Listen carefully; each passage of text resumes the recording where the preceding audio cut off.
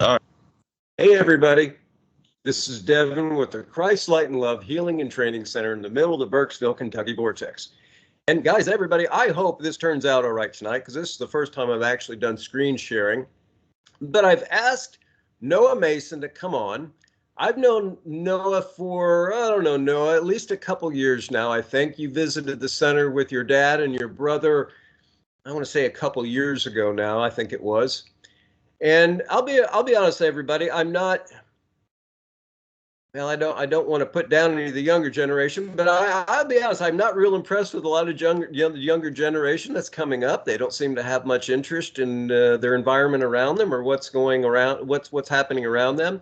What I love about Noah is he seems to be he's the constant researcher. And Noah, you gave a name for that. What's the name of that when you're a constant researcher? What'd you call that? The philomath. The philomath. Okay, so yes, he is the philomath. Now, what I like about knowing a lot of the stuff he's getting into is he kind of dives into the spiritual side. So he's looking at the Bible, he's looking at the Buddhist text, he's looking at the ancient Hindu text, and he really just likes to dig into this stuff. And I'll be honest, I am not the philomath. I'm more of the guy who experiences the spiritual side by fire. So I just jump right into it and I read about it later. So that's kind of why I've sort of brought Noah on here tonight. But among other things, why I've asked him to come on is because he watched the recent video that was taken out at the center here just a few days ago, 4/24/24. So the video I'm about ready to try to share with you here in a second is that video. It is slowed down to 0.25 speed, and I'm going to back it up a couple times. But this being or this creature, or I'm not quite sure what to call it yet. It sort of looks like a flying jellyfish at times. But I've only seen a couple other videos of this being or this creature. And Noah, I think I've again, he's the constant researcher, so that we're bringing him on tonight is that he's kind of our he's our authority figure because he's done a more than his fair share of research in a lot of different things. And after he watched this video, I think he was having when I mentioned this sixth-wing creature, that seemed to stir something up that. Well, to be honest, this is the Christ Light and Love Healing and Training Center, and we love Jesus here. And he thinks it might actually have some tie back to our Bible. And so I'm not saying the kid is right or wrong. I'm honoring the fact that he's actually stepped up at the table and he's willing to sit down here tonight with it in front of God and the rest of us and open up about what he thinks this might possibly be. Not saying the kid's right, not saying the kid's wrong, but I will say that what he's tapping on, I think, is maybe a little bit closer to the truth of what this being or what this thing that was caught on video actually is. So I'm going to quit rambling here, guys, and hopefully this share works out. If not, of course, I'm going to link to the video in the description, but the video, I'll kind of frame it in here. It is, again, it's just a few days ago. It is the backside of this property. And so if you're looking at the video right now, to the right of the video is going to be the Cumberland River. That strange object there in the center is a deer. But we're looking for, here in a second, we're going to be looking for this object that flies into the video. And if you'll notice, as the object comes from the right and flies into the video, although there's a lot of interesting things kind of bouncing around in this video, if you really look much closely, but we're just going to focus on this one being or creature that we caught on video. But as it comes in, I think you'll notice, guys, that it looks like the deer even notices this thing coming in, because it almost appears as though it turns and it looks that direction as it comes into frame. Now, I'm going to run it at 0.25 speed. I'll probably pause it a couple times and back it up. And what you're going to see is that it appears at times to be sort of like a flying oarfish, as it does sort of an acrobat move. It's almost like it shows us its underbelly. I told somebody earlier today as I was showing the video, I said, it looks to me like it's showing off. And she said, yeah, it does kind of look like it's showing off, doesn't it? And I said, I think it might have known that the camera was there. So I'm going to stop rambling here, guys. Everybody knows who watches me. I ramble a lot. So let's just go ahead, and we're starting a couple seconds into the video. I think it's 1 second. It's only a 10-second video. And so again, 0.25 speed, I'll back it back up.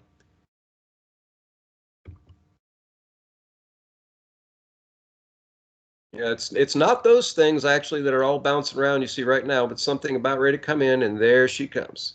We're going to pause it. And so I've seen several other videos of these things, and this is about, I mean, there's some I've seen that are much closer and that are blown up. And Noah, you know, I should probably have taken this out of full screen mode, and I will here in a second, so I can try to blow it up for the audience. But you're going to notice here, it's going to do like a loop-de-loop. And as it does, I believe right now we have a side profile of this item, this being. But in a second here, it's almost like it shows us its underbelly. Let it play through for a second. I'm going to pause it again. If you notice here, it's doing it's this up spiral thing, and it's almost like we don't have the side profile anymore, but maybe a top profile. Noah, what the heck is this thing? Somebody told me it was a moth. Ain't that the biggest moth you've ever seen? Yeah, it is actually. All right, we're gonna run it through here in a second. And if you look, guys, I'm going to zoom in on this one because I mean, this is almost, to me, this is beautiful. I'm not saying I know what it is. I like, but this shape here, I mean, come on, guys. That's a moth, huh? Well, that's a darndest strangest moth I've ever seen. I'm going to zoom in on that, guys. That's, guys, everybody right now, that's why I'm calling this thing the flying jellyfish, because right there, I don't know what else it looks like but a couple jellyfish attached to each other. So, guys, the video is what it is. Everybody go watch the video. But Noah, I've asked you to come on, and you know, just your 2 cents. You watched the video, and you had texted me and said some interesting things. And again, I think because I love Jesus so much, you're tying this back into possibly a biblical reference. Again, I'm not saying you're right or wrong. I'm just saying, I'm going to stop sharing here. But I'm saying we're going to let you open up, and you know, what do you think, Noah? Well, at first, I kind of believed that it was a seraphim described by Ezekiel, right? With the wings, and it kind of looked like a seraphim, right? But seraphims are way bigger than that, but it could have projected itself on the earth and it would have been tiny. Like all the stars in the sky are Well, projection. you say that, and I don't mean to interrupt you, but I had another one of these on video. I just erased the video because I thought, no, that was it was maybe I was seeing a hummingbird or something. But it was interesting because as it was actually in the front of the center here, so it was looking out at the street, and they're doing some construction across the street. So like this thing flies into frame, it circles around this dog that was walking down the street, it flew above the dog, and then it beelined into the tree line. But the thing is it stayed the same size the entire time. It didn't change size. Like you could still see it almost like a glowing ball of light in the tree line, but it never changed size. Now I'm not saying like what I'm going back to, like the size thing though, right? So shout out to TNKY, Tennessee Kentucky Bigfoot, but it appears as though maybe these things, what he thinks maybe is that maybe they're changing sizes, or maybe like, right? Does that make sense? Like they're like a couple of them I've seen, they seem like they're much bigger. A couple of them that I've seen on videos, they seem much smaller. But TNKY says he's seen one actually that almost went down like the size of a, like it was, went down to the size like a pin drop and then disappeared. So, but I interrupted, No worries. but again, like pan out that first. Would you like before you move on, like pan that out a little bit? Would you like, okay, so well, what is it? What is it in your King James, right, with these six wings beings, and what have you got there contextually wise in your Bible? What would the Bible possibly point to? What have you got? Well, Ezekiel described a being called the seraphim, right? And they have six wings and they're covered in eyes, and they're these big, huge beings that he saw in a vision. Yep. And I was kind of alluding that to that little creature. I haven't found the verse yet because I was kind of flipping through at the beginning of the video and I was trying to. But when I find that, I want to show you the verse that talks about Ezekiel. Actually, I'll look it up right here. Okay. I don't know if you can share screen on your side or not. I can't because it's on my computer. It's Oh, right yeah, behind the phone. Yeah. gotcha.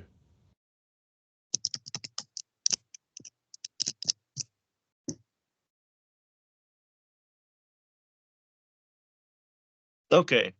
I'll look at Isaiah because Isaiah talks about the same thing. Yep. He said in chapter 6, verse 2 to 3, he says, Seraphim were staying above him. Each one had 6 wings. One with he covered his face, one he covered with his feet, and with two he flew. And one called to another, Holy, holy, holy is the Lord of hosts. His glory fills the whole earth with his glory. So, And so go ahead. You're doing an and. Sorry, I interrupted you. oh no, go ahead. Well, no, so right, so your mind went back to after, I'm and I think at times it's hard to tell how many wings or appendages that thing has. It appears as six, sometimes I think it appears as five, but um but so that's where your mind at least initially went to, is possibly that reference of this sick wing seraphim, right? Hmm. Okay. So as your thought process is moving through it, right, as organically as you can work through my audience right now with your thought process. So that was kind of first on your plate and thinking maybe where it is. But even since I think maybe we've even started talking about this a little bit earlier today, you might be moving on to maybe it could be this. So where's your thought process going with that? Well, I do believe that with what I originally thought with the seraphim, I think as a contradiction to it, I believe it was either another being, like a celestial being from the etheric plane, Okay. experiencing life in the physical plane that we exist in now. So some beings do shift realities, and you see that with ghosts, archons, devas, angels, asuras. All these different beings can shift realities because they aren't physical; they are etheric. So they don't exist here, but they can. Kind of like in quantum mechanics, they find that a particle can exist in two places at the same time.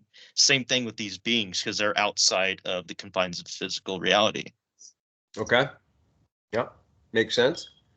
And um, I don't know. Yeah, I'll just say that I'm not going to share with the audience exactly the vision I had, but because I like to get some confirmation on sometimes when I have visions. But yeah, let's just say that I myself right now, I'm not quite necessarily on the fence anymore. I think I'm leaning more towards, I believe it could possibly be some sort of a, again, the Buddhists will call it devas, right? And in the biblical perspective, right, we would, we're an angel, but I think it could possibly be angelic in nature, even though for a lot of my Christian audience, we want to think of as an angel as, this person who looks like a person, right? And he's got these wings. And well, I mean, those would be the archangels, but I think we need to remember in our Bible, the angels come in many shapes and forms. And God's angel army, in my humble opinion, if he wants to send it in something that looks like a flying, whatever the heck that was, well, that's his thing. I'm not the creator. But again, like Noah, like I think I'm just, I'm more leaning towards, even when I go back and I watch the video of that thing and sort of try to tap into what that is, right? Like I just get the feeling like that thing's having a shitload of fun. And kind of like what you said, and not too far from the vision I had, it's just kind of here like checking out 3D and like playing around. I won't even go anymore how I think it got here, but go back, guys, and watch that video, because if you zoom in like I was doing, but zoom in behind the deer, and you're going to notice there's some other things that there's one in that video right to the left of the tree. It looks like it's behind the deer, and it raises up out of the grass and sort of goes behind the deer and then goes up in the tree. So if you really pay attention in that video, there's a lot more going on than just that one jellyfish that's flying through the air there. But at any rate, so so maybe not necessarily angelic, but maybe something else in your An, mind. What's that? an orb like spirit. I mean, we got those all over the everywhere. They come from the fifth dimension. So, like, kind of get into context of what the fifth dimension is when you sleep and you dream, a lot of times your dreams are dominated by your subconscious mind because everything that you see is recorded by your eyes and they go back and are interpreted in your octubial lobe, right? Well, all that's collected in your subconscious mind can build up and can be interpreted in a dream. When you leave your body, called astral projection, you go to the fifth dimension, which immediately, when you have any thoughts there, it immediately creates your reality. So it could be things you've seen in the past, and then they came to you in the fifth dimension, or they could be imagery from the God, and he's trying to tell you something. All dreams have meaning because they don't have, there's no coincidence behind it. Also, here, this is why our thoughts create our reality because all dimensions exist simultaneously. So your thoughts create your reality, but here in 3D, it takes time to actually manifest into reality. So the fifth dimension is filled with these beings. They all are what we call imagination. And then when you have lucid dreams, that is when you're fully conscious in the dream realm, which is the fifth dimension, and you're able to create your reality instantly. And that's where these beings are coming from. That's the etheric plane. Well, the ether actually used to be on the periodical element of tables, as I understand, and it was removed. They The used to aether, yes. yep, used to understand it as like an element, basically, or another. Again, like they didn't teach me about the ether in school. I had to sort of just knew it was a thing and a place because I grew up. I think probably a little sensitive like you. And I'm gonna share with my audience. When I met you, Noah, I think if you remember one of the conversations I said, Noah, I'm not sure you've ever been human before. I think you've probably incarnated from a higher vibrational realm. And I think I might have even told you, like, a lot of this shit on Earth may not make much sense to you if you've never been human before.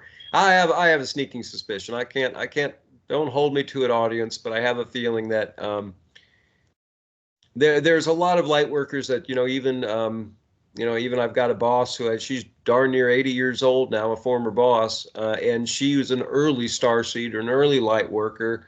Myself, I consider myself a star seeder, a light worker, and I think Noah is too.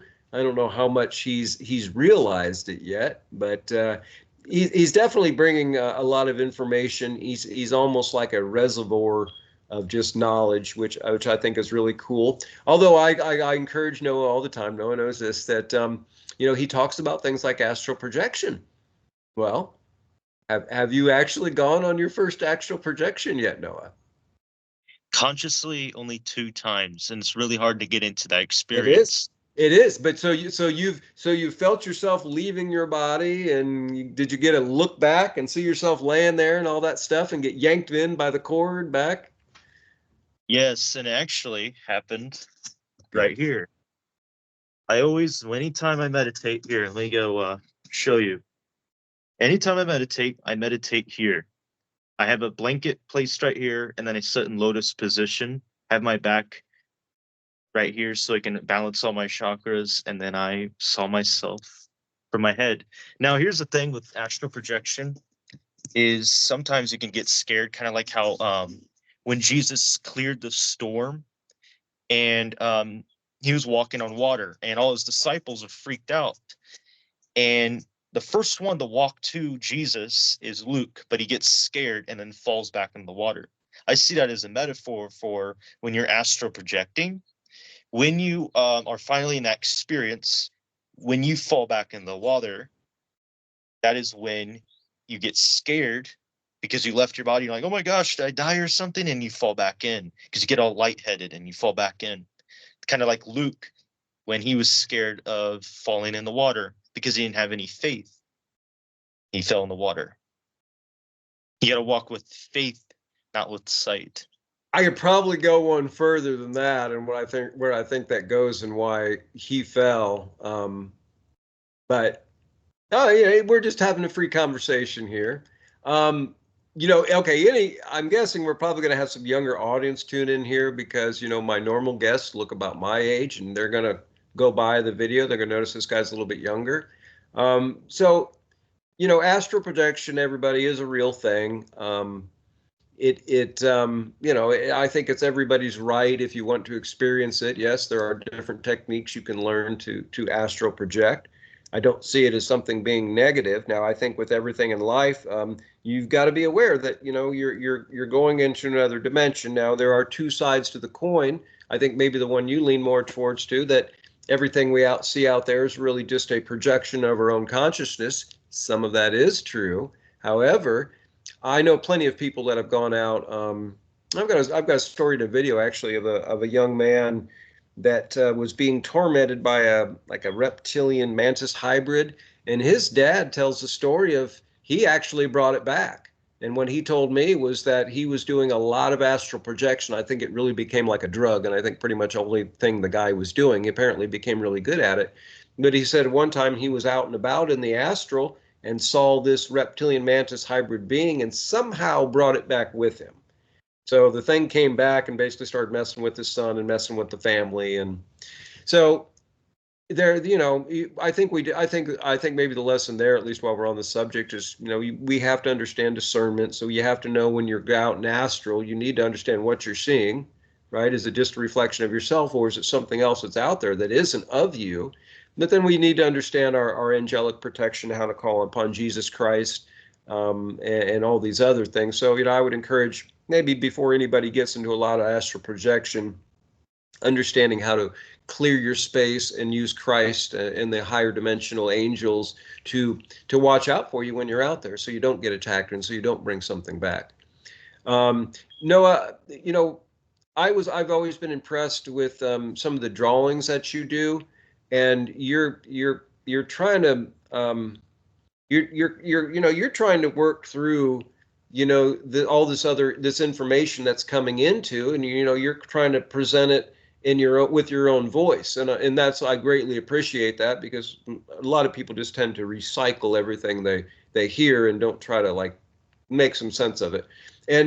But you showed me something not too long ago, and I'd like you to share that with the audience. You've got a really detailed picture of something you call the ant people, I think. Would you mind sharing that with us? Yeah, the Mermecons. This came from a dream I had. Here, No, I'll tell I you. don't think it was a dream. I think I told you this before. I think you probably, if anything, you might have been seeing a past life of yourself being one of these beings. But guys, as far as I can tell, every insect that's here on Earth, there's probably a humanoid form. And what do you call them again? Mermecons. Okay, and so you got a male and a female there, right? Yeah. But are they're like basically like humanoid ants, right? Yes. What So, well, give us a quick summary of what you think.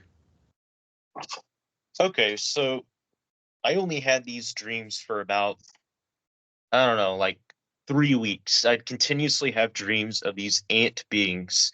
So I would see them like these big giant ant colonies, and they look like human built structures, but except the twist is they're more Earth like. And there's hundreds and thousands of these ant people working. They're bringing supplies. They're working on their Hey, no, change your hand if you would, if my audience, that way, if they want to pause it, they can read what you got there. There you, yeah, yeah, yeah, of course. Trying to figure out where I put my hand. Can you see it better? oh, yeah, perfect, yeah, perfect.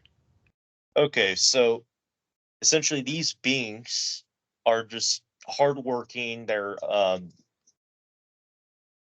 kind of vicious as well, because when I had another dream where they were inside this like Colosseum looking room underground inside their kingdom, and there was two ants of these ant beings dueling each other and fighting to the death. It kind of reminded me of the Gladiator movie, Huh. but it's very vivid because it was a while ago since I haven't had the dream. I've been doing a lot of research since then, but I did put all this down here. And this is actually everything I put right here is just a description of how I observed these beings. And then all this right here, it's hypothetical.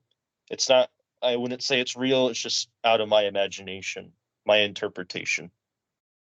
No, But yeah, no, it's cool. I think he's got a lot of skill with drawing. So you've got the one you were sharing with me before we started recording. That you're kind of breaking down the field. Oh, yes, the universe. Yeah, yeah, yeah, This is yeah. So what? So tell us, show us again, and then tell us what this is to you. What is this? okay. So recently, I've been doing a lot of research on cosmology, and I've come to the conclusion that we live inside of a toroidal field. So if you think about our own aura, our electromagnetic field, in the middle, it's our heart, and I call it the hearth. And in the middle, this is where we live. This is the dielectric plane or the physical realm that we live in, and it's a torus field. So, as you've probably seen the Big Bang, right? It's not exactly correct because they suggest that eventually everything will just be black holes, it'll be dead stars, and eventually there'll be nothing. And then the whole universe will just start all over again. Essentially, it kind of is like that, but there's no end. There's no beginning and there's no end. I call it the God process. This whole thing that I'm doing, I call it the God process. So God is generation, operation, and destruction. Generation, here, where you see the arrows pushing outward, this is that big bang. Everything's being generated, it's being created. That is by Brahma. That is Brahmic energy shooting outward when the universe is at a state of rest, everything is at calm, it's going through its operation. That is Vishnu, and they call that ocean in Hinduism, the Bhagavad Gita and the Puranas. They call it the Barbhagodaka. Now, I probably didn't pronounce that correctly, but even in the Bible, they call that the deep, and that's just space itself. That's that aether. And then when everything comes back in on itself through a black hole in the middle singularity here, which everything's created from and everything's destroyed from. So when everything pulls itself back in, that is the Shiva destroying it and it preserves it. And then Brahma recreates it and it comes outward again. And it continues to go with this process. So you see the God process going throughout everything. You see in nature, quantum mechanics, you see particles being destroyed and then turning into other things. Like you see particles decaying and then they turn into something else. But they're not really particles, they're actually just pulse waves. There's no particles. But yeah, Hmm. what do you think? I wish I had your drawing skills and your ability to dive in so much friggin' research, but I think at 50 years old and multiple brain injuries, I'm good to even have a conversation right now. So, um, you know, hey, no, I appreciate you.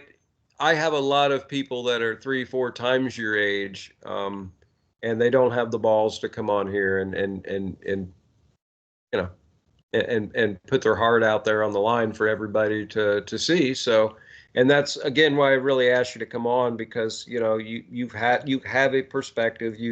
You had a thought process about what this thing was that was on that video, and I don't know that again. I think I don't know that you're too far off, that whether it be a seraphim, whether it be the Buddhists want to call it some form of a deva. I my idea is that no, it is, you know, right now again I'm leaning on the fence. It's probably more angelic in nature. Yeah, So, but it is what it is. We don't really know exactly what it is. I'm hoping I get to catch a few more on video maybe, but I don't know how many more I'd need. I think it was it kind of showed itself pretty well. I mean, there are some other videos out there, guys, and I might link in this video to some of the other videos out there. But no, again, man, I appreciate you taking the time this evening to come on here and just share, not only maybe what you think that flying jellyfish might be, but some of your own artwork. And everybody, I think, no, aren't you up for maybe if somebody wanted to have maybe a little, some sort of a drawing done or some art rendered? Are you up for some paying gigs there? yeah, it would have to be one at a time because for me, I've been really busy lately with school. It's wrapping up though, so during the summer, I'm going to be going into my senior year, and Yeah. I'll have plenty of time during that period to do some drawings for people. I didn't. I'm really glad that you brought me on to here today, even though I didn't just feel ready. I wasn't even on the page. I was all over, like my mind was all over the place. But I'm really That's all right. glad I got to come on here. Yeah, no, I appreciate you coming on. I think as soon as you started mentioning about what you might thought it was, I just thought, no, I want to have him on and at least allow him to share. And again, you got balls to come on. But Yeah, I've got adults that I can't drag on the show, and they're authority figures in certain things, but they still won't come on. So again, hey, namaste, and I no, appreciate you coming on here tonight. Everybody, Noah, do you want to share? I know you said you don't think your YouTube channel is really up to par yet, but do you want to share any of your contact information, how people might be able to get a hold of you? um, maybe when you post this, I'll put it in. You could like pin it in Put the it in there. comment. Yeah, Yeah, I'll do and that. I'll put my. I'll do that, brother. Hey, again, appreciate you coming on here. Everybody, when you get a chance, go check out Noah and some of his stuff, and if you know maybe you need some. I kind of think his drawings tend to lend more to the. Well, I don't know. You do have a little bit of a drawing process right now where you kind of you look at person's higher self and you draw them from a different perspective, right? Yeah, I Yeah. haven't been. Any rate, guys, go out there and look at some of Noah's stuff. He's a really good drawer, and again, what's that word?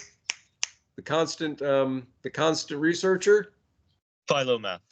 He's a philomath, right? So, Noah, again, thanks for coming on here. Everybody be good, and we'll talk to you soon. This is Devin from the Christ Light and Love Healing Training Center in the middle of the Burkesville, Kentucky vortex.